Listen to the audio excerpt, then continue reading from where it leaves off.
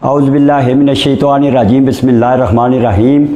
मेरे दोस्तों, जिन्ना भी मैं ये तुसां गै पंजाबी च अर्ज करना व जितने लोग मेरा साथी हो दोस्त हो, एक बुढ़ी ते कुड़ी वाला हिसाब ना मेरे नाल करे। जितने साथी हो मैं तुसां गै हथ बनना कि मेरा साथ सही देना और हक पर साथ देना। यह ना वै एक बुढ़ी तो उसकी कुड़ी वाला हिसाब होवे। एक बुढ़ी सी तो होगी बीमार, तो उसने बच्ची आखनगी भाई माड़े बेओर ना मरना, इन्होंने जगह पवे मैं ही मर जा।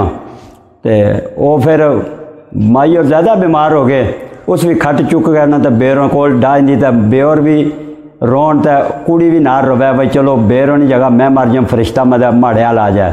तो किसी पूछे आसीस भाई मौत किस तरह होनी है, उन्हें आख्या भाई मौत काले लेले की तरह होनी है। तो वो कोलू ना गमाड़ियाँ ना कट्टा खुल गया, तो खुल गया आ गया ना उन्होंने घर हाल। तो जिसला खट्टा कोल पुजा ना, तो बच्ची सोचा भाई फरिश्ता तो आ गया, तो मौत तो आ गई है। तो जिसला कट्टा कोल पुजा तो आखनगी भाई बेरों खट पार है, ये माड़ी है। तो इस वास्ते जितने मेरे साथी दोस्त हो, ये ना वह कि तुसा वो अशर मेरे ना करो। इस वास्ते जितने मेरे साथी हो हक पर साथ तुसा देना, तो अल्लाह ताला मेहरबानी करसन, तो मैं इंशाअल्लाह तुसा ना ताबेदार रहसा।